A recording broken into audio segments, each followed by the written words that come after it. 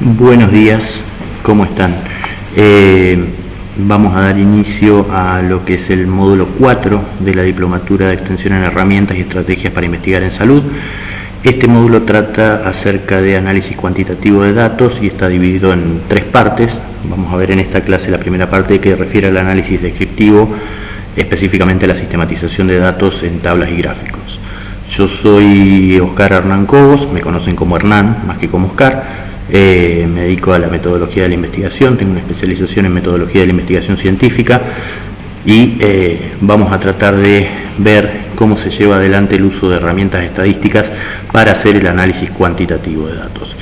Esta clase está grabada, si bien esta mañana empezamos a dar la clase, tuvimos algunos inconvenientes técnicos con internet, así que estamos rearmando nuevamente la clase para poder subirla grabada.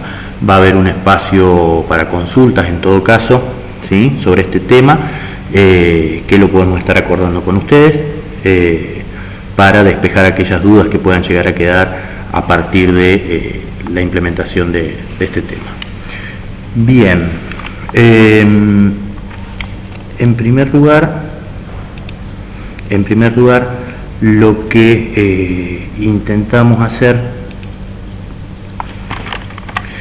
es ver cuáles son los objetivos del módulo, ¿sí? En este módulo de análisis cuantitativo de datos se trata de entender cuál es el papel de los indicadores tanto descriptivos como inferenciales en la lectura y o producción de datos. Es decir, vamos a ver que hay 2 ramas dentro de la estadística descriptiva y la estadística inferencial, ¿sí? Y la idea es que ustedes puedan desarrollar un olfato crítico, digamos, no solamente para la lectura de datos ajenos o investigaciones o reportes de investigación, sino también cuando ustedes lleven adelante, ¿sí?, su propia producción de datos realizando una investigación. El segundo objetivo es contribuir al desarrollo de estas habilidades crítico-reflexivas en relación al análisis de datos, propios o ajenos, ¿sí?, que está muy conectado con el primer objetivo. Vamos a ver qué es lo que tenemos que tener en cuenta muchas veces para poder evaluar esos datos que estamos leyendo, ¿sí?, y de esta manera reflexionar y poder establecer una crítica acerca de, tanto si los datos como el mismo proceso de investigación muchas veces se sujeta a las normativas vigentes en la comunidad científica o no. Por otra parte, otro de los objetivos es implementar herramientas tecnológicas que permitan llevar adelante el análisis estadístico. Esto lo vamos a lograr a partir del uso de un software estadístico. Específicamente en este módulo vamos a utilizar el software Infostat, el cual, Cristian les había pasado el link para la descarga. Hay una versión estudiantil que es gratuita y que, si bien tiene menos funciones que la versión completa, esas funciones no van a ser necesarias para este módulo, ¿sí? Aparte de algunos otros detalles, como por ejemplo cuando ustedes lleven adelante un gráfico, estos gráficos tienen una marca de agua de fondo que dice versión estudiantil, ¿sí?, pero no afecta en nada al análisis que podamos llevar adelante. Y por último, desarrollar habilidades y destrezas en relación a la interpretación de los datos analizados en función de la especificidad disciplinar de cada uno de los estudiantes. Entonces, en este sentido, esta mañana estuvimos consultando un poquito, hay psicólogos, kinesiólogos, sé que también hay gente de medicina, de enfermería, ¿sí? Entonces la idea es que ese análisis de datos se pueda trasladar al ámbito disciplinar, ¿sí?, para poder aplicarlo.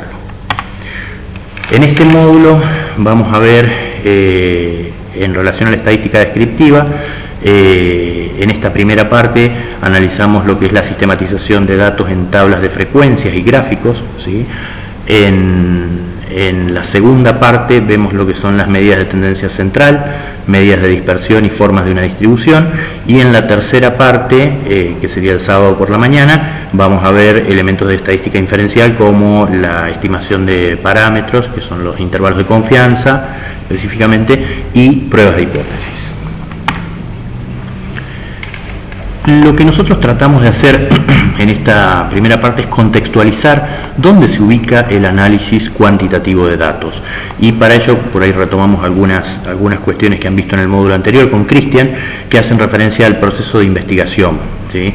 Hay distintos autores que definen el proceso o que clasifican, categorizan el proceso de investigación de distintas maneras. En este caso, por ejemplo, podemos tomar el aporte de Sabino, que en 1989, retomado por Sosa y Castro en 2000, hablan de que el proceso de investigación tiene un momento lógico. En este momento lógico se presentan las formulaciones lógicas, como el problema, objetivos, hipótesis, el marco teórico, ¿sí? Donde se requiere en este paso la mayor coherencia posible. Cuando hablamos de la mayor coherencia posible, decimos que el problema de investigación tiene que ser muy claro, sin ambigüedades, ¿sí? Y nos tiene que dar pie para poder, a partir de ese problema de investigación formulado claramente, plantear los objetivos generales y objetivos específicos, las hipótesis, si las tuviésemos, y el marco de referencia, es decir, los conceptos que van a ser claves en nuestra investigación, así como las caracterizaciones. En relación al marco teórico de referencia, decimos que tiene que ser pertinente. Esto significa que no hace falta desarrollar un marco teórico gigantesco, ¿sí?, con elementos que después no vayamos a utilizar para el análisis, para las conclusiones, o que sean elementos sobrantes, sino colocar solamente aquello que nos permita entender la investigación, ¿sí?, y destacar aquellos conceptos y características esenciales. Un segundo momento es el momento metodológico, ¿sí?, donde la tarea que nosotros vamos a tener en este momento metodológico están en relación a las decisiones que vamos a tomar acerca del método con que nos vamos a aproximar y abordar el objeto de investigación, ¿sí? Por lo tanto, acá planteamos el modelo del diseño y lo que es la operacionalización de las hipótesis. Se fundamenta y valida desde las consideraciones del mismo método científico, ¿sí? Y vamos a ir viendo luego cuáles son los elementos que planteamos dentro del diseño. En el momento técnico, que es el tercero, el momento técnico es la fase operativa, donde vamos a determinar y aplicar los procedimientos y técnicas que antes habíamos diseñado, ¿sí?, en el momento metodológico. Esto es, llevamos adelante un muestreo, la recolección de información, sistematización y el análisis de datos, ¿sí? Se valida desde el cumplimiento de los requisitos técnicos de cada uno de estos pasos, ¿sí? Por otra parte, el momento teórico, donde partimos del análisis y la interpretación de los datos, ¿sí?, y vamos a desarrollar elaboraciones teóricas que se van a presentar en forma de conclusiones en nuestra investigación. Estas conclusiones pueden apuntar a generalizaciones de la información obtenida, la formulación de leyes o propuestas de modificación de una teoría determinada, ¿sí?, y se valida obviamente desde el encuadre teórico adoptado. Un dato más a tener en cuenta es que cuando hablamos del marco de referencia, tenemos que dejar bien claro desde qué postura disciplinar vamos a establecer nuestra investigación, ¿sí?, si es desde la kinesiología, si es desde la medicina, desde la psicología, desde las ciencias de la educación, la fonoaudiología, la enfermería, y cuáles son las teorías de base que vamos a utilizar. ¿Sí? ¿Cuáles son las teorías de base, la teorización que vamos a utilizar a lo largo de la investigación? Porque podemos encontrarnos con conceptos, por ejemplo, como salud, donde va a ser entendido de diferente manera desde la medicina, desde la psicología, desde la enfermería, ¿sí? Puede tener características diferenciales. Entonces eso hay que dejarlo bien claro dentro de lo que es el marco referencial. Y por último, Samaja en 1993 agrega a esta clasificación de Sabino un momento más que es lo que se denomina el momento retórico, donde lo que se incluye es el informe de investigación. ¿Qué posibilita el informe de investigación? Posibilita difundir la ciencia, ¿sí?, posibilita difundir los hallazgos que nosotros hayamos encontrado, y esto le da un dinamismo a la ciencia. Dentro del informe de investigación muchas veces se incluyen las sugerencias, por ejemplo, que dan lugar a nuevas investigaciones, entonces, en este sentido, lo que se hace posible es un sistema de investigaciones, ¿sí?, un sistema de investigaciones donde vamos profundizando cada vez más en el conocimiento de los distintos objetos de estudio. La validación de este momento depende de la validación de todos los momentos anteriores, es decir, si todos los momentos anteriores han sido validados, podemos volcarlos a un informe de investigación, agregando además las normas del lenguaje escrito y técnico que se formalizan a partir de cuestiones como las normas APA, por ejemplo, que no son las únicas, sino que también hay otros sistemas u otras normas, tales como las ISO, las Vancouver.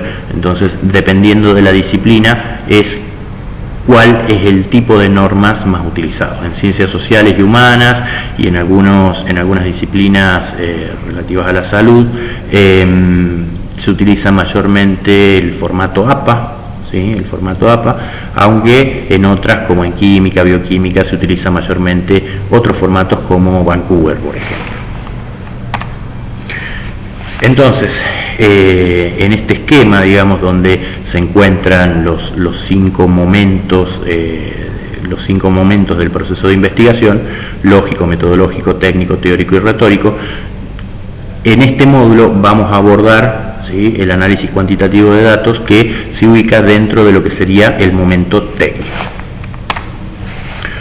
Hay otras formas de presentar el proceso de investigación, por ejemplo, como lo hace Zabulski en el año 2000, donde lo presenta a partir de 3 fases o 3 etapas, ¿sí? La primera de ellas es la etapa de planificación, donde lo que hacemos es plantear el problema de investigación. Tenemos que identificar ese problema de investigación. Primero partimos de un tema, ¿sí?, de un tema general, y en ese tema lo que hacemos es buscar aquellas cuestiones que no tienen respuesta hasta el momento, que tienen una respuesta que es insatisfactoria, ¿sí? Entonces, lo que hacemos es identificar un problema de investigación al interior de un tema. Luego planteamos, ¿sí?, hacemos el planteamiento de este problema de investigación, que habíamos dicho tiene que ser de la forma más clara posible y sin ambigüedades. Y también planteamos los objetivos de investigación, es decir, qué tareas debemos desarrollar, qué metas tenemos que cumplir para poder tomar el camino para dar respuesta a ese problema de investigación. El marco teórico también es parte de esta primera etapa de planificación, ¿sí?, que ya lo habíamos desarrollado un poquito con la clasificación anterior, en eso no hay diferencias. Se pueden llegar a plantear hipótesis, en tanto las hipótesis no siempre son necesarias en todo proceso de investigación, sino que debemos contar con una información previa para proponer una hipótesis. No podemos proponer una hipótesis porque se nos ocurre, ¿sí? No sería muy lógico proponer una hipótesis simplemente porque se nos ocurre, sino que tenemos que buscar información que avale, ¿sí?, o que apoye la proposición de hipótesis que nosotros estamos dando, ¿sí? Definimos también cuáles son las variables con las que vamos a trabajar, y en esta primera etapa de planificación también incluye Zabulski, a diferencia de Sabino, el diseño metodológico, ¿sí? El diseño metodológico, donde tenemos que determinar el tipo de estudio, si va a ser un estudio cualitativo o cuantitativo y de qué tipo, ¿sí? Las definiciones operacionales, es decir, los indicadores empíricos para cada una de las variables con las que vamos a trabajar. Es decir, si nosotros vamos a trabajar con ansiedad, por ejemplo, bueno, ¿cuáles van a ser los indicadores empíricos? Pueden estar volcados en un test, como puede ser el IDARE, el inventario de ansiedad, rasgo, estado, donde los indicadores empíricos están dados por las preguntas que nosotros hacemos, ¿sí?, en el test o a través del test. Tenemos que definir también el universo y la muestra, ¿sí?, universo, muestra y población, agregaría yo, con que vamos a trabajar, que son las entidades en las que nosotros estamos interesados, ¿sí? Y hablo de entidades porque muchas veces no trabajamos solamente con personas, ¿sí? Algunos autores hablan de sujetos en este caso, pero si bien sujetos nos lleva a pensar en personas, no siempre las investigaciones se hacen con personas, sino que también pueden ser con instituciones, con países, con otro tipo de entidades, ¿sí? Definimos también cuáles son las técnicas e instrumentos de recolección de información que vamos a utilizar, ¿sí? Si vamos a utilizar observación, entrevista, test, ¿sí?, o algún otro tipo de fuente de datos. Definimos también un cronograma. El cronograma nos ayuda en muchas ocasiones a poner en cierta manera los pies sobre la tierra y decir, bueno, a ver, planificar las actividades que vamos a realizar en el tiempo que tenemos disponible, ¿sí? Y se menciona también en la etapa de planificación cuáles son los recursos necesarios para llevar adelante esa investigación. Entre estos recursos podemos destacar recursos económicos, cuánto dinero vamos a necesitar para poder llevar adelante la investigación, recursos humanos, si necesitamos otras personas, ya sea para tomar entrevistas, para tomar los cuestionarios o para el análisis de datos, por ejemplo. Si nosotros no tenemos un manejo intensivo de lo que son los conceptos o las herramientas estadísticas, podemos contratar a alguien para que haga el análisis estadístico. Y también se pueden incluir los recursos técnicos, es decir, si vamos a necesitar computadoras, resmas de papel, lapicera, tablet, teléfonos, etcétera, etcétera. ¿Sí? Esto es la primera etapa de planificación planteada por Zabulski. Todavía fíjense que en este momento no entramos a campo, ¿sí? Sino que el trabajo de campo se da en la segunda etapa, que es la etapa de ejecución. ¿Sí? Donde vamos a tener que definir si llevamos adelante experimentos y si esos experimentos van a ser de tipo clínico, de laboratorio u otro tipo de experimentos, si vamos a realizar observaciones, si estas observaciones van a ser directas o si van a ser indirectas, ¿sí? Si vamos a llevar a cabo encuestas, ¿sí? O dentro de la técnica de encuesta, si vamos a realizar cuestionarios o si vamos a realizar entrevistas, qué características van a tener, si estos cuestionarios están en cierta manera estandarizados o no, cuáles son los datos de validación que tenemos de estos cuestionarios y las mediciones que vayamos a llevar adelante, si son mediciones clínicas, si son mediciones antropométricas o si son mediciones de algún otro tipo, ¿sí? Y una tercera etapa, plantea una tercera etapa que es la del tratamiento de los datos y difusión. Fíjense que lo que era el momento retórico, se fusiona con el análisis de datos en esta etapa desde la perspectiva de Zabulski, ¿sí? Es decir, una vez que salimos, realizamos el trabajo de campo y recolectamos la información en función de lo que habíamos diseñado, ¿sí? ¿Qué hacemos con esa información? La codificamos y la tabulamos, ¿sí? Y hacemos el procesamiento y presentación de esa información. Analizamos e interpretamos esos datos, sacamos conclusiones y planteamos las recomendaciones o sugerencias posibles, ¿sí? Para luego elaborar lo que es el informe de investigación. El informe de investigación consta para Zabulski de una introducción, donde está incluido el problema de investigación, la justificación, ¿sí? Un resumen, generalmente, como suele ocurrir en las tesis de grado y posgrado, esos resúmenes van en castellano y en inglés, ¿sí? Es lo más común, pero dependiendo de cuál sea el destino de nuestro informe de investigación, ¿sí? Va a ser los requisitos que tenga. Por ejemplo, si queremos publicar en una revista brasilera de kinesiología, bueno, posiblemente nos van a pedir un resumen en castellano, en inglés y en portugués, ¿sí? Entonces hay que estar atento a ese tipo de cuestiones. Planteamos el problema y los objetivos de investigación, desarrollamos el marco teórico dentro del informe, planteamos la etapa o la parte del diseño, donde definimos el tipo de estudio, la operacionalización, las características del universo, la población y la muestra, y las técnicas e instrumentos, tanto para recolectar como para analizar la información.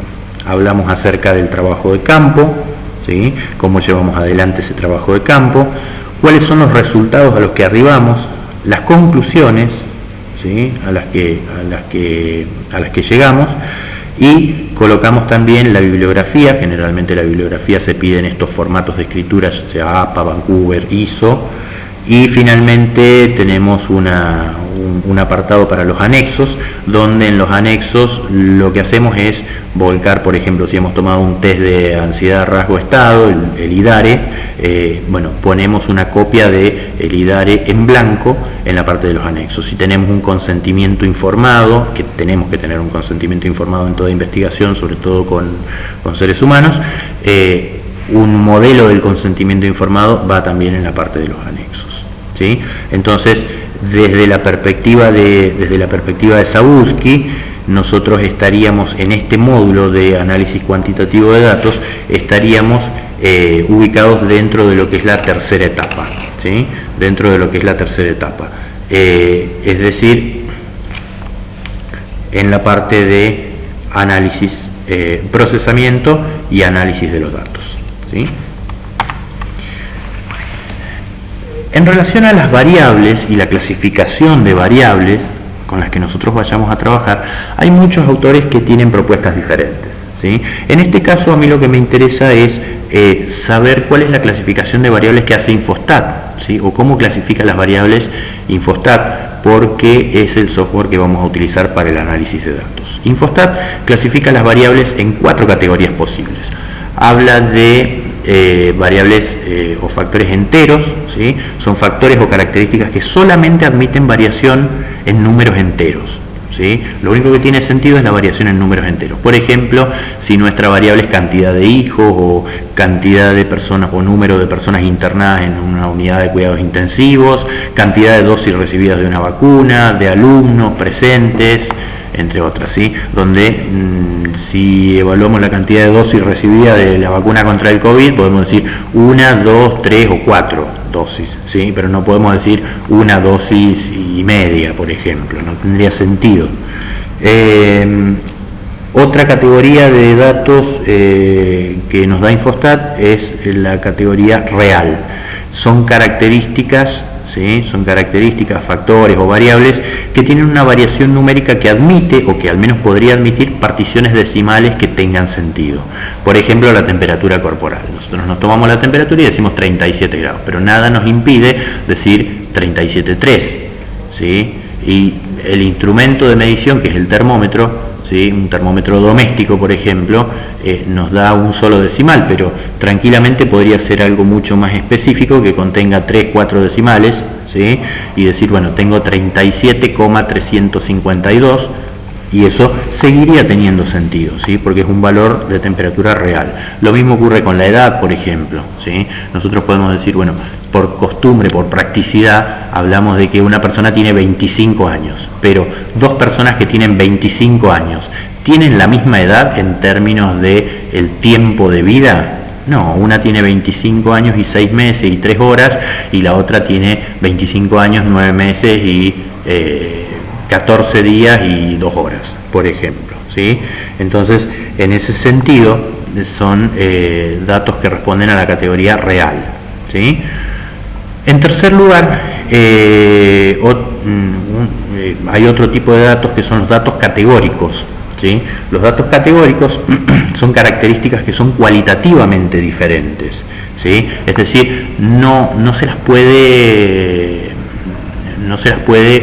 cuantificar, no tienen una magnitud. Por ejemplo, podríamos hablar del estado civil: casado, soltero, separado, viudo. Son categorías cualitativamente diferentes. Yo no puedo decir que es mejor estar casado que estar soltero, que estar viudo, que estar separado, etcétera, etcétera, ¿sí? Entonces, es lo que muchos autores llaman las variables cualitativas o atributos, ¿sí? Esa variación, entonces, entre las distintas categorías es de tipo cualitativa. Algunos ejemplos, algunos ejemplos pueden ser el género, la carrera escogida, los hábitos tabáquicos, si fuma, si no fuma, ¿sí? A veces estas categorías pueden tener un ordenamiento, ¿sí? Como el nivel socioeconómico en términos de bajo, medio, alto, por ejemplo, pero lo que no poseen las variables categóricas son una unidad de medida común y constante. Es decir, yo no puedo asegurar que lo que se necesita para pasar de un nivel bajo a un nivel medio es la misma cantidad de factor o de variable que para pasar de medio a alto, por ejemplo, ¿sí? Entonces, en ese sentido, Infostat lo categoriza como un, valga la redundancia, dato categórico, ¿sí? Y una cuarta categoría de datos es el de la fecha, que es una categoría especial para lo que es datos temporales, ¿sí? Donde uno puede fechar un cierto evento en términos de días, meses y años, ¿sí? Bajo el formato que está descrito ahí. ¿Qué pasa con la carga de datos en Infostat? La carga de datos en Infostat, en primer lugar, Infostat tiene una interfaz muy parecida a lo que es Excel, ¿sí? Es muy similar a Excel. Este es el formato de la interfaz de Infostat, y en este sentido, quienes hayan tenido anteriormente un manejo de Excel van a tener mucha facilidad para poder cargar los datos en Infostat, ¿sí? Yo acá en este caso estoy abriendo una base de datos que ya está cargada, ¿sí? Una base de datos que ya está cargada, Incluso habían alumnas que esta mañana me decían que manejaban también otros paquetes estadísticos tales como SPSS, ¿sí? Entonces eso facilita mucho, digamos, avanza muchos pasos hacia lo que es la carga de datos en Infostat. Bien. Vamos acá.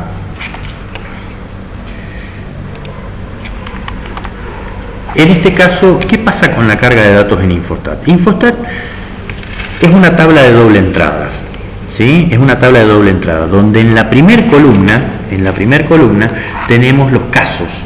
Estos casos se enumeran de manera automática, por lo tanto, si nosotros tenemos una base de datos que la vamos a pasar a Infostat, no tenemos que cargar la columna de casos originales porque Infostat la carga de manera automática. Desde la segunda columna en adelante, ¿sí? Están las variables en las que nosotros estamos interesados, que puede ser sexo, edad y las distintas dimensiones de los test que vayamos tomando o los resultados de las observaciones. Infostat, cuando abre una nueva tabla, tiene dos columnas por defecto, ¿sí? Tiene dos columnas por defecto donde, si ustedes se fijan, bueno, lo que decíamos recién, la columna de casos, ¿sí? Lo da Infostat automáticamente. A partir de la segunda columna en adelante, nosotros lo que hacemos es cargar las variables: carrera, sexo, carrera, la nota, la categoría de nota, que en este caso se han determinado 3 categorías para, por ejemplo, la categoría 1 no aprobado, la categoría 2 regular y la categoría 3 promocional, por ejemplo. Y después dimensiones de un test de afrontamiento, ¿sí? Afrontamiento al estrés, con los valores de reevaluación positiva y la categorización de la reevaluación positiva, donde la categoría 1, por ejemplo, puede significar niveles bajos de uso de ese recurso, la categoría 2 niveles medios y la categoría 3 niveles altos, por ejemplo, ¿sí? Y decíamos que, fíjense, si abrimos una nueva tabla, ¿sí? Si abrimos una nueva tabla en Infostat, por defecto me da un caso y 2 columnas, ¿sí? ¿Qué pasa si yo necesito agregar más variables, ¿sí? O qué pasa si, empecemos por el tema del nombre de las variables. Tengo 3 variables, por ejemplo, sexo, edad y carrera, ¿sí? Entonces, sobre la columna número 1 le doy doble clic, ¿sí? Y me permite cambiar el nombre. La primera columna es sexo, la segunda columna es edad, ¿sí? Pero no tengo ninguna columna para carrera. Entonces me voy a la opción dentro de la barra de tareas, agregar una nueva columna. Doy un clic y me agrega una tercera columna, ¿sí? Esta columna era carrera, por ejemplo, ¿sí? Entonces a partir de ahí yo puedo cambiar o puedo cargar los datos directamente en Infostat. Entonces el primer caso es de sexo masculino, tiene 32 años y su carrera es fonoaudiología. Tiene 32 años, ¿sí? Y la carrera es fonoaudiología, ¿sí? Si doy Enter, ya automáticamente me pone el segundo caso para cargar y así voy cargando todos los casos que tenga, ¿sí? ¿Qué puede ocurrir? Puede ocurrir que, y es una recomendación muchas veces que yo les hago, puede ocurrir que yo ya tenga dentro de, en un formato Excel, por ejemplo, yo ya tenga una base de datos, ¿sí? Yo ya tengo una base de datos. Entonces, ¿qué hago? Si yo quiero pasar esa base de datos a Infostat, abro una nueva tabla, ¿sí? Abro una nueva tabla, me la va a abrir por defecto con las 2 columnas que tenía, me voy a la base de datos que yo tengo, ¿sí? Selecciono las variables que yo quiero pasar a Infostat, recuerden que sin la columna de sujetos, ¿sí? Y por ejemplo me voy con estas 3 primeras: sexo, carrera y los valores de reevaluación positiva. Selecciono esas variables, incluyendo el nombre de las variables, las copio y me voy a Infostat. Infostat me da la posibilidad, dentro de, marco la primera columna de la izquierda superior, ¿sí? Superior de la izquierda, me voy a edición, ¿sí? Y me da la posibilidad de pegar con nombres de columnas. Le doy esa opción y fíjense que automáticamente me carga sexo, carrera y revaluación positiva como variables y los valores para cada una de las variables, ¿sí? Entonces, de esa manera yo lo que estoy haciendo es facilitar la carga de datos, ¿sí? Ya la tengo armada en Excel y directamente la paso a Infostat. Mi recomendación siempre es cargar primero los datos en Excel, ¿sí?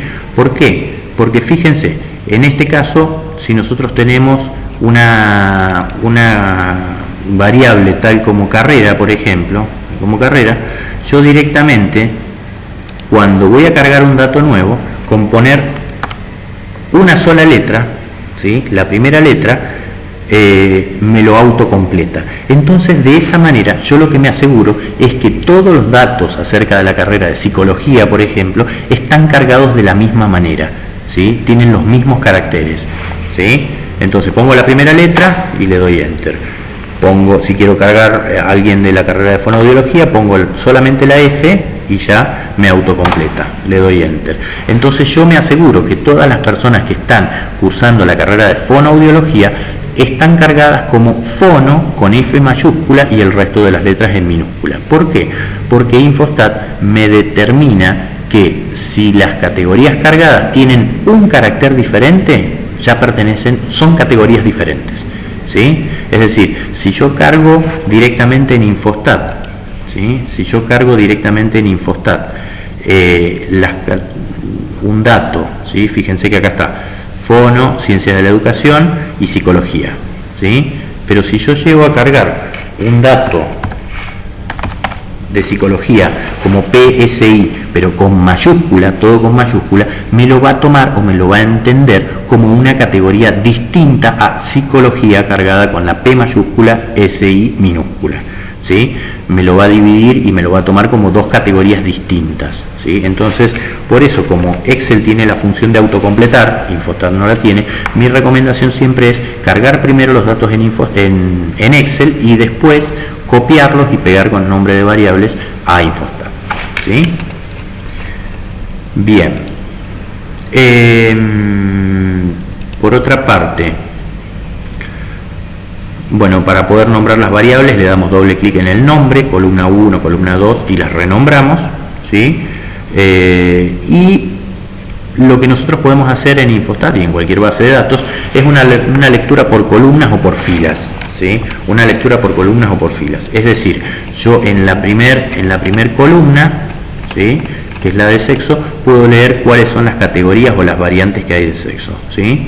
Entonces, en esta primera columna yo puedo leer todo lo referente o todas las respuestas referentes a la variable sexo, a la variable carrera, nota o negación, por ejemplo, ¿sí? Mientras que si yo selecciono las filas, ¿sí? Las filas me van a hablar de cada uno de los sujetos. Entonces, el primer sujeto es de sexo masculino, está en la carrera de fonoaudiología, sacó un 7 en un examen, está categorizado como 3, por lo tanto es promocional, en revaluación positiva tiene 7 puntos, se encuentra en una categoría 2, que es un nivel medio, etcétera, etcétera, etcétera, ¿sí? Entonces, de esa manera vamos llevando a cabo la carga de datos en Infostat, ¿sí? Lo que les decía recién, se recomienda primero armar la base de datos en Excel, ya que tiene un reconocimiento previo, que es el autocompletar de las categorías que vamos introduciendo. Por ejemplo, si las categorías son bajo, medio, alto, una vez que empezamos la carga, con solo escribir M, nos permite Excel autocompletar medio, reduciendo de esta manera la posibilidad de error en el ingreso del dato. ¿Por qué? Porque un dato ingresado, por ejemplo, como medio, con 2i, dos veces la letra I, ¿sí? Genera una nueva categoría, ya que se basa en el reconocimiento de caracteres. Entonces vamos a tener que 60 sujetos, por ejemplo, tienen un nivel socioeconómico medio y un sujeto tiene un nivel socioeconómico medio, ¿sí? Como una categoría distinta. Eso lo evitamos entonces cargando primero los datos en Excel.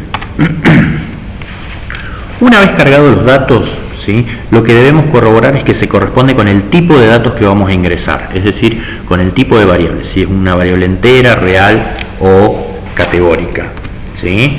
Entonces, en este caso, ¿cómo hacemos para verificar si es entero, real o categórica? Por ejemplo, podríamos hablar de nota, ¿sí? La nota, fíjense que tiene decimales, entonces se correspondería, ¿sí? Si nosotros vamos acá, seleccionamos una de las notas y vemos el tipo de datos, ¿sí? Damos clic con el botón derecho, vamos a tipo de datos, vemos que está marcado como un dato de tipo real, ¿sí? Lo cual es cierto, lo mismo pasaría acá con vigor, por ejemplo, ¿sí? El tipo de datos es real, ¿sí? Entonces, lo que tenemos que corroborar nosotros, acá, sexo masculino, vamos, tipo de dato, y es un dato de tipo categoría o categórico, ¿sí? No tengo en este caso datos enteros, ¿sí? No he incluido datos enteros, pero si tuviésemos, por ejemplo, no sé, cantidad de hijos, por ejemplo, el dato debiera corresponderse con un valor entero, ¿sí? ¿Qué pasa con los datos faltantes? Nosotros muchas veces tenemos bases de datos, ¿sí? Tenemos bases de datos donde, por ejemplo, acá, ¿sí? En este caso, el sujeto número 1 en relación a las estrategias de afrontamiento, específicamente en cuanto a la negación, no tiene datos, ya sea porque no contestó las preguntas correspondientes o porque marcó dos opciones cuando tenía que marcar una, digamos, la información o la puntuación se invalida y esa persona queda sin datos en esa dimensión. ¿Qué es lo que tenemos que hacer al cargar los datos tanto en Excel como en Infostat? No poner nada, ¿sí? Porque muchas veces ocurre que alguien por querer subsanar esa falta de datos le pone 0, ¿sí? Como no contestó nada, pone 0 o pone un guión, ¿sí? No se puede poner ni 0 ni guión. Si ponemos un guión, el tipo de datos va a pasar de ser real a categórico, ¿sí? Porque reconoce no reconoce el guión como un carácter numérico, entonces pasaría a ser, lo va a catalogar como categoría, ¿sí? O no nos va a dejar hacer determinados tipos de análisis. Y si lo cargamos como 0, también cometemos un error, porque esto, al ser un dato de tipo real, ¿sí? El 1, el 2, fíjense, el 1, el 2, el 3, el 4, el 6, el 7, tienen un ordenamiento determinado, tienen una cierta magnitud. Si nosotros ponemos 0, donde no hubo una respuesta, por ejemplo acá, ¿sí? En el sujeto número 11 o en el sujeto número 1, va a tomar como que la puntuación de ese sujeto es 0 y eso va a influir después en el análisis de la información al momento de calcular, por ejemplo, no sé, me estoy adelantando, pero al momento de calcular un promedio, por ejemplo, ¿sí? Va a afectar el análisis de la información. Entonces, ¿qué se hace con los datos faltantes? Se deja la celda vacía. Bien. Seguimos. Entonces, los datos faltantes en nuestra base de datos original nunca se cargan como 0 o como guiones, ni cualquier otra anotación similar, ya que pueden afectar el cálculo de indicadores en el futuro. Es conveniente entonces dejar estas celdas en blanco, vacías, sin rellenar. Y luego de cargar los datos, muchas veces, ya vamos a ver en qué consiste, pero nos conviene hacer un análisis de frecuencias para corroborar que los datos han sido ingresados correctamente, ¿sí? Eso lo vamos a ver un poquito más adelante cuando veamos la sistematización en tablas de frecuencias. Vamos a ver cuáles son las categorías que salen, ¿sí? Y si hay alguna categoría medio extraña, muchas veces con una sola observación, muchas veces pasa eso, ¿sí? Que cargamos, no sé, psicología, la cargamos siempre con mayúscula al principio y minúsculas al final, y en un momento dado le pusimos un punto de más, le pusimos un espacio o lo pusimos todo en mayúscula y lo tomó como una categoría distinta, ¿sí? Entonces esto nos va a servir para corroborar si los datos están bien cargados o no. La sistematización de datos, ¿sí? Una vez que nosotros volcamos los datos en esta matriz, en esta tabla de doble entrada, la idea es empezar a resumir esa información. ¿Por qué? Porque nosotros habíamos dicho, podemos hacer una lectura vertical u horizontal de los datos dentro de lo que es la matriz, pero si nosotros tenemos 600 datos, por ejemplo, no tiene sentido leer masculino, masculino, femenino, femenino. No vamos a sacar información leyendo 600 datos de esa manera, ¿sí? Entonces, la idea de la sistematización de datos es empezar a resumir esa información. debemos encontrar también categorías que hablen acerca de cómo se distribuyen los casos en la variable, y este proceso es lo que se denomina la sistematización de datos, ¿sí? Lo que vamos a hacer entonces es encontrar esas categorías de la variable y ver cómo se distribuyen los 500, los 600 casos, los 50 casos que tengamos dentro de esas categorías. Esta sistematización de datos se puede llevar a cabo de dos maneras, ¿sí? A partir de la construcción de tablas de frecuencias o a partir de la realización de gráficos estadísticos. Y como ambos brindan una información muy similar, la idea es no utilizar gráficos y tablas de frecuencias en la misma presentación, si es un póster, una publicación, una tesis, ya que de esta manera la información se vuelve redundante, se vuelve repetitiva, ¿sí? Y más si tenemos algún jurado evaluador, nos va a marcar que estamos diciendo exactamente lo mismo. Que estamos diciendo lo mismo 3 veces, porque muchas veces lo que uno hace es primero una descripción, ¿sí? Y decimos, bueno, dentro del grupo o la muestra se encuentra constituida por 100 personas, de las cuales 40 son mujeres y 60 son varones. Después presentamos eso en una tabla de frecuencias, ¿sí?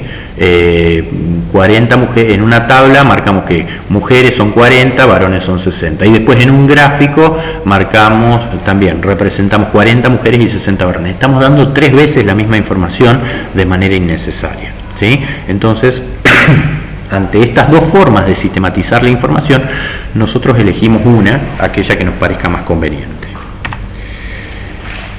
¿Cómo sistematizamos los datos cuando tenemos un punto de corte, por ejemplo, para las variables reales o enteras, ¿sí? Por ejemplo, la nota, ¿sí? Por ejemplo, la nota. Nosotros decíamos, bueno, si volvemos acá a la base de datos, ¿sí? Nosotros tenemos distintas notas, ¿sí? Que en este caso puede ser 7, 4, 7,56, 5,99, pero yo lo que necesito es categorizarlos, ¿sí? Es categorizarlos. Y por ejemplo, no es el sistema que se utiliza actualmente, pero yo por ejemplo podría decir, bueno, a ver, esto quiero categorizarlo y dividirlo en los que sacaron no sé, menos de 4 puntos, ¿sí? Los que sacaron entre 4 y 6 puntos y los que sacaron más de 6, ¿sí? Los que sacaron menos de 4 y más de 6. Entonces, ¿qué hago? Selecciono los datos, ¿sí? Selecciono la columna, le doy clic con el botón secundario y me voy a categorizar, ¿sí? Y dentro de categorizar asigno categorías por intervalos, ¿sí? Asigno categorías por intervalos. Estos intervalos, fíjense que yo tengo 3 pestañas acá: fijo, probabilístico, personalizado. Yo lo quiero hacer personalizado, ¿sí? Y quiero tener 3 clases, ¿sí? 3 clases, donde el límite, acá dice LS1, LS2, LS3, ¿sí? LS se refiere al límite superior del intervalo con el que yo voy a trabajar. Entonces, yo quiero que la primera categoría llegue hasta menos de 4, es decir, puedo marcarlo como 3,99. Usar siempre coma, no punto, porque el punto no lo reconoce, ¿sí? Entonces la primera categoría va a llegar como mucho, el límite superior va a ser 3,99. La segunda categoría, ¿sí? La segunda categoría, yo digo, tiene que tener entre 4 y 6 puntos, ¿sí? Y 6 puntos inclusive. Entonces puedo poner como límite superior del segundo intervalo 6 puntos, ¿sí? Y el tercer límite llega hasta 10, ¿sí? Entonces de esa manera yo aplico la categorización y tengo acá los límites superiores. El que sacó menos de 4 va a estar en la categoría 1, el que sacó entre 4 y hasta 6, ¿sí? Inclusive va a estar en la categoría 2, y el que sacó más de 6 hasta 10 va a estar en la categoría número 3, ¿sí? Yo lo guardo en la categoría que yo quiera, ¿sí? Le puedo poner el nombre, por ejemplo categoría nota 2, porque ya tengo una categoría nota 1 armada, ¿sí? Y le doy aceptar, ¿sí? Entonces en categoría nota 2, ¿sí? En categoría nota 2, me va a representar en qué categoría se encuentra cada uno de los sujetos según la puntuación que haya sacado en esta variable, ¿sí? De acuerdo al criterio que yo le estoy exponiendo. Entonces, en este caso, fíjense que este sujeto, por ejemplo, el sujeto número 14, ¿sí? Sacó 6,1 de nota, por lo tanto es mayor de 6, está entre 6 y 10, se encuentra en la categoría número 3. Este sujeto que sacó 2,09 está por debajo de 3,99, por debajo de 4 en realidad, por lo tanto pertenece a la categoría número 1, ¿sí? Y este sujeto que sacó más de 4 pero menos de 6 se encuentra en la categoría número 2, ¿sí? Entonces de esa manera yo lo que puedo hacer es categorizar los datos, sobre todo me sirve mucho para los datos reales, ¿sí? Bien, esto lo podemos borrar, lo podemos eliminar porque es una columna de ejemplo y volvemos acá. Entonces, acá está el procedimiento, ¿sí? Acá está el procedimiento para poder categorizar esos datos. Seleccionamos la columna de la variable, ¿sí? Seleccionamos la columna de la variable completa, desde el nombre de variable, se selecciona toda la columna, hacemos clic derecho, categorizar, asignar categorías por intervalos, intervalos personalizados. Seleccionamos la cantidad de categorías o clases, introducimos los límites superiores de cada intervalo, decimales con coma, no con puntos, y aplicamos, ¿sí? En Infostat se procede para poder sistematizar los datos en una tabla de frecuencias, ¿sí? Lo que vamos a hacer, es decir, para poder volcar o armar una tabla de frecuencias, lo que vamos a hacer es ir a la pestaña Estadísticas, Tabla de frecuencias, y nos va a aparecer esto, ¿sí? Es decir, si yo quiero armar una tabla de frecuencias, de algunas de las variables que tengo acá, lo que tengo que hacer es irme a la pestaña de Estadísticas, ¿sí? Y la segunda opción es Tablas de frecuencias. ¿Qué es lo que voy a hacer? Voy a seleccionar aquellas variables, ¿sí? Aquellas variables que yo quiera de las que yo quiera presentar o armar una tabla de frecuencias. Por ejemplo, sexo, carrera, nota y categoría de notas. Y vamos a ver qué es lo que ocurre. Una vez que yo las tengo seleccionadas, con la flecha hacia la derecha, ¿sí? Las paso al interior de lo que es la pestaña de variables. Entonces acepto y me va a dar una serie de opciones, ¿sí? Y me dice opciones de la tabla de frecuencias. ¿Qué es lo que quiero calcular para la variable sexo, por ejemplo, que es categórica, ¿sí? LI, que es límite inferior, LS, límite superior, la marca de clase, la frecuencia absoluta, la frecuencia relativa, las frecuencias acumuladas, ¿sí? Absoluta acumulada, relativa acumulada, ¿sí? En este caso le doy a aceptar y me va a dar un cuadro de resultados como este que vemos acá, ¿sí? En este cuadro de resultados, a ver si lo puedo hacer un poquito más grande, acá, en este cuadro de resultados, fíjense que me determina cuál es la variable que estoy convirtiendo en tabla de frecuencias, la variable sexo. Las clases son clase 1 y clase 2, que se corresponden con la categoría femenino y masculino, ¿sí? Me da la frecuencia absoluta, que es la cantidad de casos que hay en esa categoría. Me está diciendo acá que yo tengo dentro del grupo 52 mujeres y 8 varones, ¿sí? Y que esas 52 mujeres representan, ¿sí? Representan una proporción de 0,87. Si nosotros esto lo multiplicamos por 100, lo transformamos en porcentaje, es decir, el 87% de la muestra son mujeres y el 13% son varones, ¿sí? Las frecuencias acumuladas, en este caso, no tendrían pertinencia porque se utilizan cuando las distintas categorías tienen un orden, y en este caso femenino y masculino no pueden ser ordenadas, ¿sí? No son categorías ordenables. Entonces esto lo desestimamos. Lo mismo pasa con la carrera, ¿sí? Yo tengo que en la categoría Ciencia de la Educación tengo 20 alumnos que representan el 33%, en Fono tengo 18 que representan el 30%, y en Psicología hay 22 alumnos que representan el 37% de la muestra, ¿sí? Si ustedes se fijan, 33 más 30 más 37 les va a dar 100, que es el 100% de los casos, ¿sí? Si tenemos en cuenta la nota, por ejemplo, lo que hace Infostat es dividir automáticamente en intervalos, ¿sí? Dividir automáticamente en intervalos. En este caso ha creado, en función del tamaño de la muestra, ha creado 5 intervalos donde las notas van desde 0,96, que es la nota más baja, hasta 2,77, ¿sí? Ese sería el primer intervalo.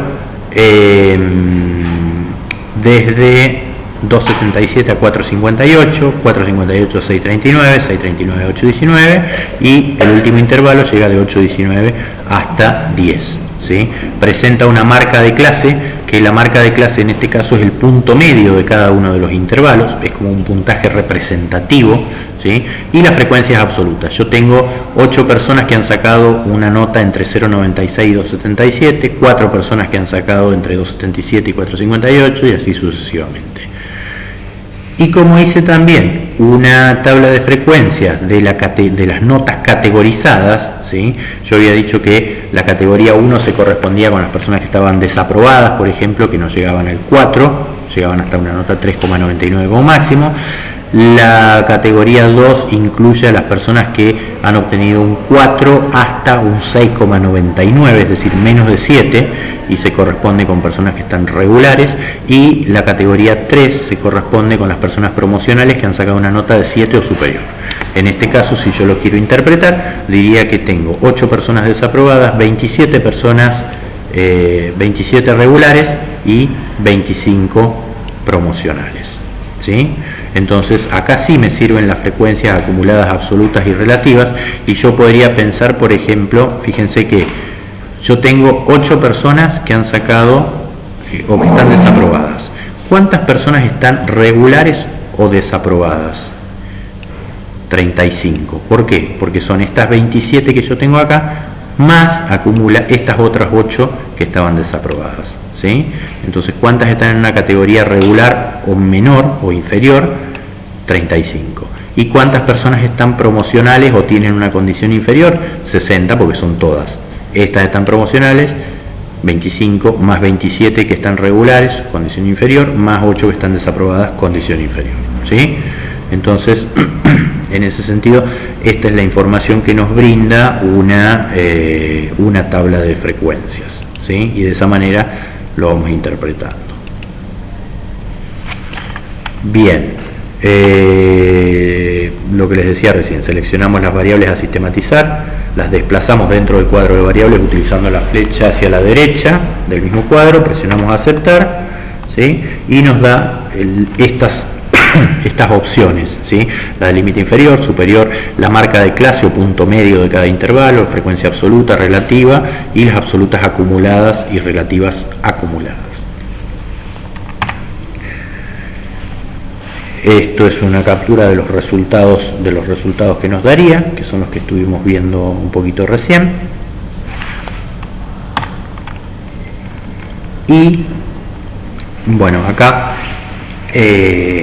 decimos, bueno, es bueno recordar, y tomamos un pasaje que lo extrajimos de Boloña, ¿sí? Del libro de Boloña, pero en realidad es un texto de Borges, que nos dice: esas ambigüedades, redundancias y deficiencias recuerdan las que el doctor Franz Kuhn atribuye a cierta enciclopedia china que se titula Emporio Celestial de Conocimientos Benévolos, y en sus remotas páginas está escrito que los animales se dividen en A, pertenecientes al emperador; B, embalsamados; C, amaestrados; D, lechones; E, sirenas; F, fabulosos; G, perros sueltos; H, incluidos en esta clasificación; I, que se agitan como locos; J, innumerables; K, dibujados con un pincel finísimo de pelo de camello; L, etcétera; M, que acaban de romper el jarrón; N, que de lejos parecen moscas, ¿sí? Es una clasificación. A ver, ¿por qué tomamos esto? ¿Por qué tomamos esto? Porque es una clasificación que carece de exhaustividad en este caso, ¿sí? Y nosotros, cuando estamos trabajando con una tabla de frecuencias, ¿sí? Estas tablas de frecuencias tienen que cumplir con dos requisitos. En primer lugar, las tablas de frecuencias tienen que ser exhaustivas, es decir, todos los datos que nosotros tenemos tienen que pertenecer a o entrar en alguna de las categorías que nosotros tenemos en la tabla. No nos pueden quedar ningún dato sin categorizar, ¿sí? Todos los datos que nosotros tenemos, 50 datos, bueno, los 50 datos tienen que entrar en alguna de las categorías de la tabla de frecuencias. Pero por otra parte, estas tablas de frecuencia y las categorías que la conforman tienen que ser mutuamente excluyentes, es decir, que cada dato solo puede pertenecer a una y solo una categoría, ¿sí? Entonces, en este sentido, si nosotros miramos esta clasificación que habíamos visto acá y tenemos, por ejemplo, un animal perteneciente al emperador que está amaestrado y que era un lechón, por ejemplo, en este caso pertenecería simultáneamente a tres categorías distintas. ¿Qué es lo que no hay ahí? Las categorías no serían mutuamente excluyentes, ¿sí? Las categorías no serían mutuamente excluyentes. Estos entonces son los dos requisitos que tiene que tener una tabla de frecuencias: exhaustiva y excluyente, ¿sí? Todos los datos tienen que entrar en alguna categoría y ningún dato puede entrar en más de una categoría simultáneamente. ¿Qué pasa si nosotros queremos comparar dos o más grupos en una distribución de una variable, ya sea que los queremos comparar por sexo, por nivel educativo o en función de alguna otra categoría de análisis? Realizamos el mismo procedimiento, pero agregamos el factor de grupo en la pestaña de particiones, ¿sí? Es decir, si yo quiero evaluar, por ejemplo,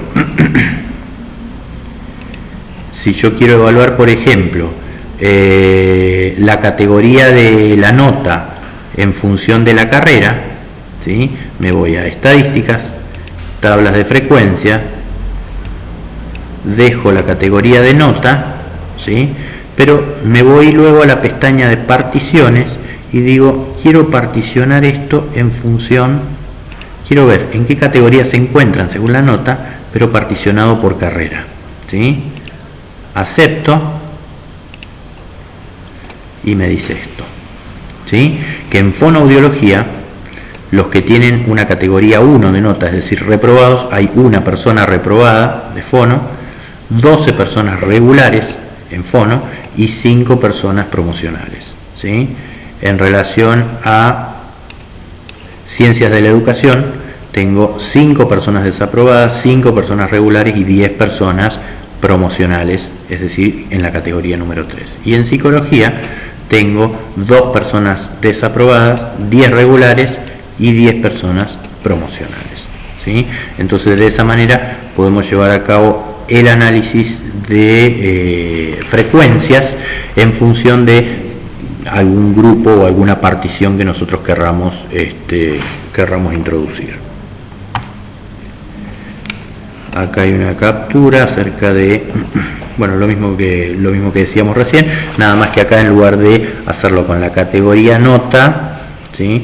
Y la carrera, lo hemos hecho con la nota y el sexo, ¿sí? Hemos dividido la nota y la categoría de nota en función de que se trate de mujeres o varones, ¿sí? Entonces, en este caso decimos que en categoría nota, por ejemplo, 8 mujeres han desaprobado, 24 están regulares y 20 están promocionales, mientras que en el caso de los varones, tenemos 3 varones que están regulares y 5 que están promocionales y no tenemos ninguno desaprobado, por ejemplo.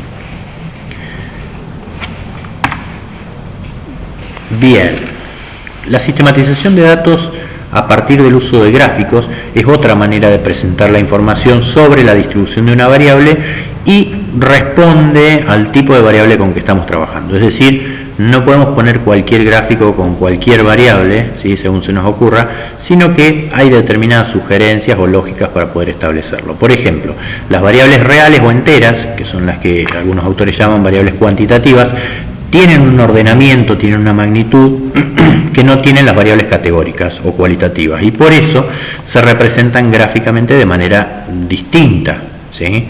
Entonces, las variables categóricas las representamos generalmente con gráficos circulares o gráficos de barra, porque justamente la figura geométrica de la circunferencia no tiene un inicio y un final. Entonces, al no haber un principio y un final, no hay un ordenamiento y es, digamos, más lógico ordenar variables que son o categorías que son cualitativamente diferentes en un gráfico circular, mientras que las variables reales o enteras las graficamos generalmente a partir del uso de los ejes cartesianos, ¿sí? De gráficos de ejes cartesianos. ¿Cómo hacemos para graficar? Seleccionamos la pestaña Gráficos y en ella elegimos el gráfico más adecuado en función de este criterio o de otro, se puede tomar algún otro criterio si quisieran, de algún otro autor, para representar nuestros datos. Para las variables categóricas dijimos la propuesta de sexo, carrera, por ejemplo, la propuesta es que el gráfico sea el de sectores o circular, ¿sí? Yo acá les pregunto, bueno, ¿por qué puede ser esto? Y en realidad se lo respondí anticipadamente, ¿sí? Justamente porque lo que decíamos, el círculo no tiene un inicio y un final, entonces las distintas categorías no presentan un orden determinado. Mientras que para representar cómo se distribuyen las variables o factores reales o enteros, las cuantitativas, se recomienda entonces el gráfico sobre ejes cartesianos como el histograma o el boxplot, ¿sí? Vamos entonces a la pestaña de gráficos y ahí seleccionamos cuál es el gráfico que nosotros queremos llevar adelante. En el caso de las variables categóricas, ¿sí? Tales como sexo y carrera, ¿sí? Los resultados van a ser estos y nosotros tenemos la posibilidad de agregarle información a esos gráficos, ¿sí? Por ejemplo, si lo hacemos ahora en vivo, diríamos que vamos a gráficos, ¿sí? Quiero llevar adelante un gráfico de sectores con categorías en filas, ¿sí? Y quiero representar, ya que voy a hacer un gráfico de sectores, voy a representar, por ejemplo, sexo y carrera, habíamos dicho. ¿Dónde quedó carrera? Estaba en las particiones. Lo saco de las particiones, vuelvo a la pestaña de variables y carrera la meto en las variables, ¿sí? Eso tienen que tener cuidado, que no se les quede un dato dentro de las particiones porque si no les va a tirar un gráfico de sexo por cada una de las carreras, ¿sí? Aceptamos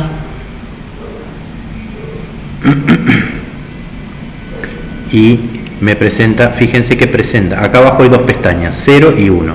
En la 1 está representada las carreras y en la pestaña 0 está representado sexo, ¿sí? Si yo esto lo minimizo un poquito, veo que acá tengo un panel para la configuración de este gráfico.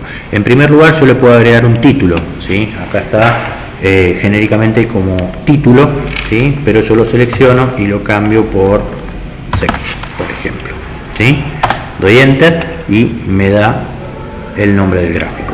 Y después, acá en la parte donde dice rotulación, ¿sí? Yo tengo la opción de que las distintas partes del gráfico circular tengan solamente el nombre o tengan el porcentaje, ¿sí? Para eso tengo que seleccionar, fíjense, primero que nada tengo que seleccionar las dos categorías, ¿sí? Selecciono las dos categorías y ahora sí, digo, quiero solamente el nombre o no quiero el nombre, quiero el porcentaje o quiero el valor, que sería la frecuencia absoluta. Hay 52 que están en este sector y 8 que están en este otro sector. O quiero el valor, pero a su vez el porcentaje que representan. 8 personas que representan el 13%, 52 que representan el 87%. Puedo pedir el nombre y el porcentaje, femenino 87%, masculino 13%. El nombre y el valor, 8 mujeres, 8 varones, 8 masculinos, 52 femeninos. O puedo pedir el más completo, que es este último, que posee el nombre, el valor, o sea, la frecuencia absoluta, y el porcentaje, ¿sí? Masculino son 8 personas que representan el 13%, femenino son 52 personas que representan el 87%, ¿sí? Entonces, de esa manera yo puedo hacer la representación gráfica. Lo que les decía hace un rato, al ser una versión estudiantil, ¿sí? Al ser una versión estudiantil, no lo van a ver acá, por la definición que tiene, pero cuando ustedes lo calculen van a ver que hay algo escrito en el fondo y es una marca de agua que dice versión estudiantil a lo largo de todo el gráfico, ¿sí? Bien, con el gráfico de carrera se puede hacer lo mismo, ¿sí? ¿Qué hacemos? Seleccionamos las tres categorías, ¿sí? Seleccionamos las tres categorías, le damos el título,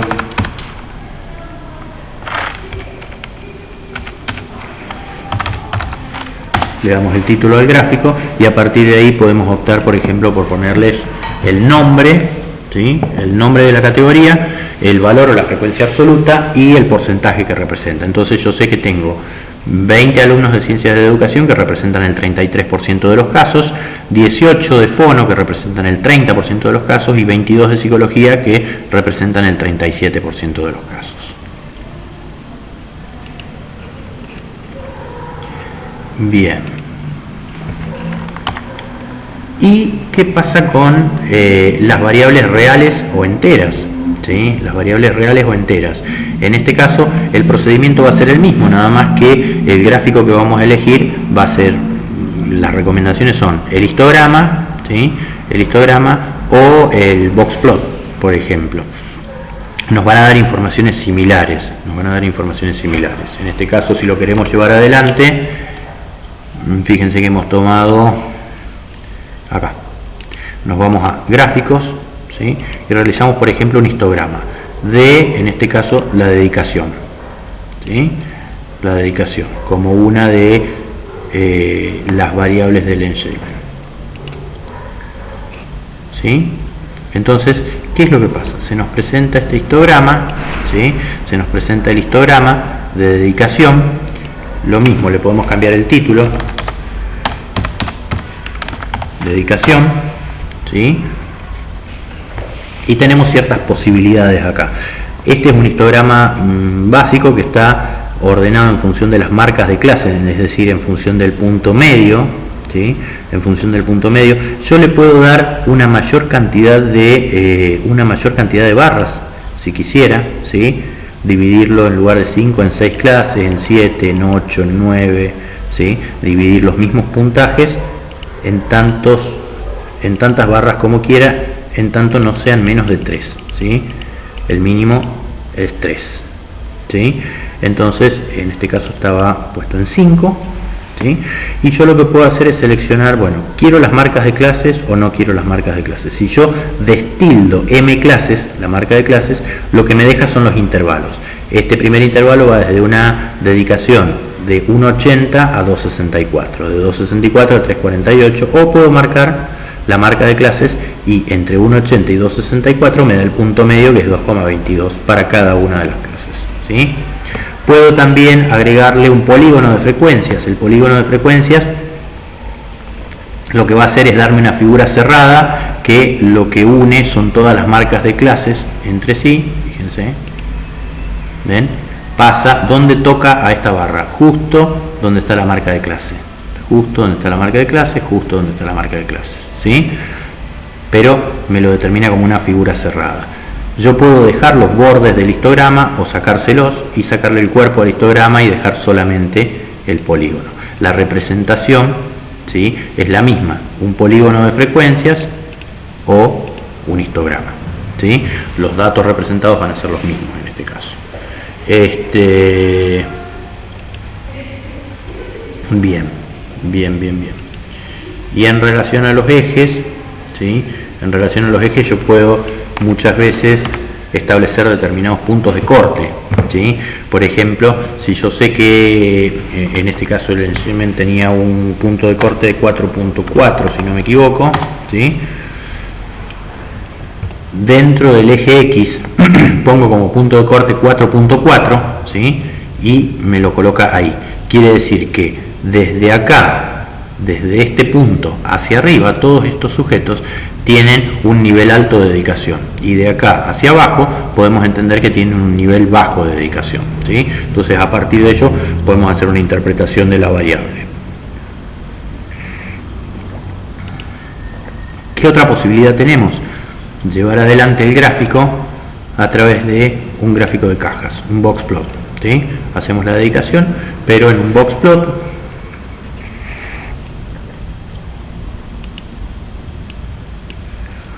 a ver, un gráfico de cajas,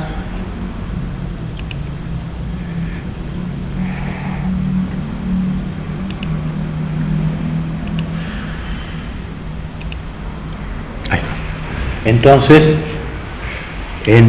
nos va a dar este tipo de gráficos. Acá está muy pequeño, entonces le puedo dar un tamaño más grande, y creo que con un tamaño de 40 es mucho más fácilmente visualizable. Bien, entonces ¿qué es lo que tenemos? Esto es un gráfico muy similar, este lo vamos a sacar, es un gráfico muy similar, o sea, nos presenta la misma información que el histograma, ¿sí? Pero desplegado de otra manera. Nos dice que la concentración de los datos está acá, entre lo que se denomina el cuartil 2 y el cuartil 1 y el cuartil 3, que ya vamos a ver en la segunda parte de qué se trata, ¿sí? Estos son percentiles, el percentil 5 y el percentil 95, y estos son valores que se relacionan con la mediana y el promedio. No se preocupen que mediana, promedio, percentil 5, percentil 95, cuartil 1 y cuartil 3 es lo que vamos a ver en la segunda parte. Pero es otra manera de representar gráficamente los datos, ¿sí? Entonces, en este caso, el punto de corte lo pondríamos en el eje Y, ¿sí? Ya que la información está desplegada de manera vertical, y acá podemos decir que si nuestro punto de corte es 4.4, ¿sí? Le doy el OK, y fíjense que el punto de corte me lo da acá, y me dice, por encima de esto, por arriba de esta línea de corte, ¿sí? Se encuentran los sujetos que tienen una dedicación elevada, y por debajo de esto, la parte del grupo que tiene una dedicación baja. Si ustedes se fijan, el promedio está por encima de los valores de corte, ¿sí? Entonces, en promedio tiene una dedicación alta. Eso es lo que vamos a decir más adelante. Esto es una especie de spoiler de lo que vamos a ver en la segunda parte. Bien.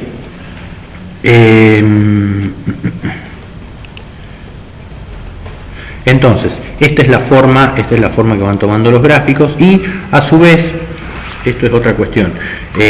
Habrán escuchado hablar de la distribución normal, por ejemplo, habrán escuchado hablar de que hay distintos tipos de distribuciones, entre ellas la más conocida suele ser la distribución normal, y por lo tanto en el histograma, ¿sí? En el histograma nosotros podemos ver si hay un ajuste a una distribución normal, cómo se comporta esta variable comparada con una distribución normal, ¿sí? Nos da los datos de cómo se comportaría dentro de una distribución normal, que es lo que vamos a ver en la tercera parte también, ¿sí? Pero bueno, es un elemento más para tener en cuenta, dentro de lo que es la realización de los gráficos, ¿sí? Bien.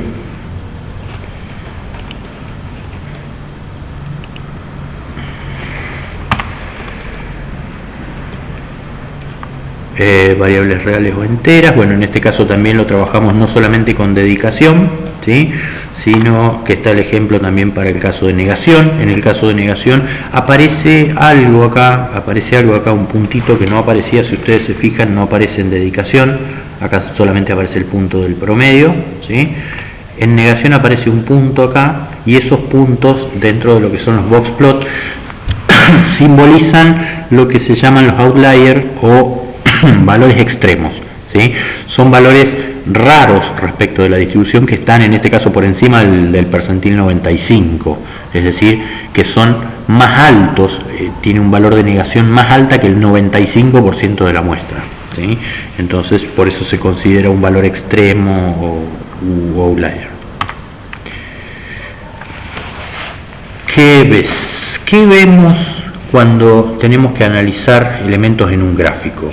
Si tenemos un gráfico de variables categóricas o cualitativas, tales como sexo o carrera, lo que tenemos que tener en cuenta al momento de interpretar estos gráficos es cuál es la categoría de mayor frecuencia y cuál es la categoría de menor frecuencia. En el caso de sexo tenemos dos categorías, entonces decimos, bueno, lo más frecuente es encontrar en esta muestra personas del sexo femenino, 87%, mientras que lo menos frecuente es encontrar personas de sexo masculino, 13%.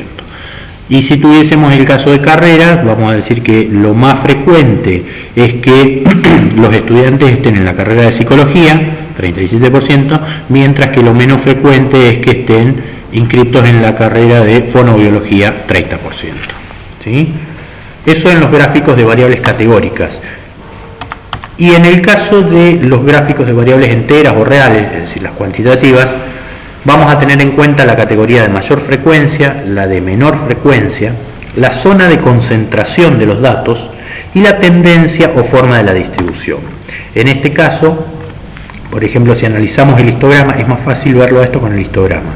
La categoría de mayor frecuencia, ¿sí?, es una negación de 2 puntos, ¿sí?, de 2 puntos como marca de clase, ¿sí?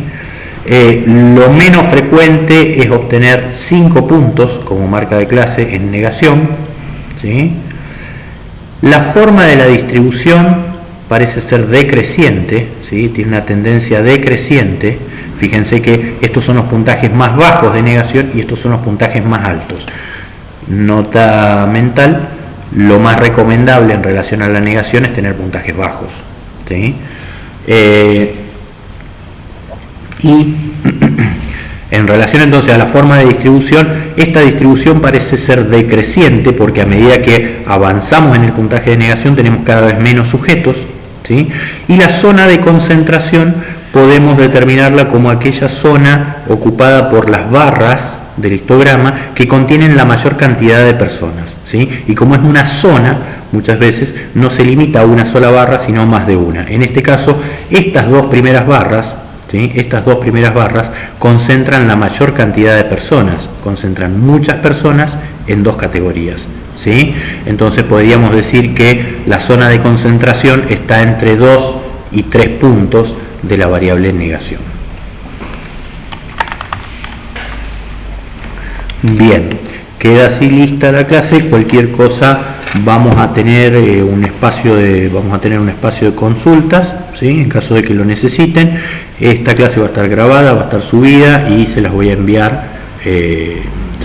al mail, y cualquier cosa esta tarde, hoy viernes por la tarde, sacaremos algunas dudas que hayan quedado de este tema.